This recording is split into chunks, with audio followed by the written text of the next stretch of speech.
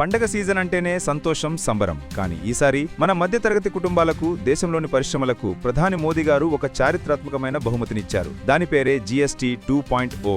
కాంగ్రెస్ హయాంలో పెరిగిన ద్రవ్యోల్బణంతో, స్తబ్దుగా ఉన్న ఆర్థిక వ్యవస్థతో విసిగిపోయిన మధ్యతరగతి ప్రజల గొంతును మోదీ ప్రభుత్వం వింది. ఇది కేవలం హామీ కాదు, నిజమైన ఉపశమనం. అసలు ఈ జీఎస్టీ 2.0 మన జీవితాలను ఎలా మార్చబోతుందో ఇప్పుడు చూద్దాం.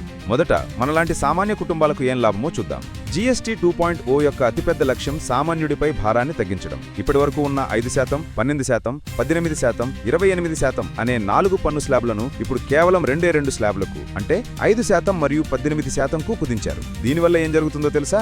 మనం రోజు వాడే వంట నూనెలు, ప్యాక్ చేసిన గోధుమ పిండి, సబ్బులు, స్నాక్స్, పాల ఉత్పత్తులు ఇలాంటి వందల వస్తువుల ధరలు గణనీయంగా తగ్గుతాయి. అమూల్ లాంటి సంస్థలు ఇప్పటికే 400కు పైగా ఉత్పత్తులపై ధరలు తగ్గించాయి. అతి ముఖ్యమైన విషయం ఏంటంటే, మనందరికీ అత్యవసరమైన లైఫ్ మరియు హెల్త్ ఇన్సూరెన్స్ ప్రీమియంలపై ఇకపై జీఎస్టీ 0. ఇది మధ్యతరగతి కుటుంబాలకు భారీ ఊరట. కార్లు, ఏసీలు, ఫ్రిడ్జ్లు, టీవీలు లాంటివి కొనాలనుకునే వారికి ఇది శుభవార్త. 28% స్లాబ్ నుండి 18%కి మారడంతో వీటి ధరలు కూడా తగ్గి మధ్యతరగతి ప్రజలకు మరింత అందుబాటులోకి వస్తాయి. అలాగే పెట్రోల్ మరియు డీజిల్ ను కూడా జీఎస్టీ పరిధిలోకి తీసుకురావాలని చూస్తున్నారు. అదే జరిగితే దాదాపు లీటర్పై 10 నుండి 15 రూపాయల వరకు తగ్గి ప్రతిసారి ట్యాంక్ నింపినప్పుడు మీకు 200 నుండి 500 రూపాయల వరకు ఆదా అయ్యే అవకాశం ఉంది. ప్రభుత్వం అంచనా ప్రకారం ఈ కొత్త మార్పు వల్ల దాదాపు 2 లక్షల కోట్ల రూపాయలు తిరిగి ప్రజల చేతుల్లోకి వస్తాయి. అంటే మనందరి దగ్గర ఖర్చు చేయడానికి ఎక్కువ డబ్బు మిగులుతుంది. ఇక దేశంలోని పరిశ్రమలకు, వ్యాపారాలకు ఎలా మేలు జరుగుతుంది? జీఎస్టీ 2.0 కేవలం కుటుంబాలకే కాదు, దేశ ఆర్థిక వ్యవస్థకు వెన్నెముకైన పరిశ్రమలకు కూడా ఒక వరం. 4 వేరువేరు పన్ను స్లాబుల బదులు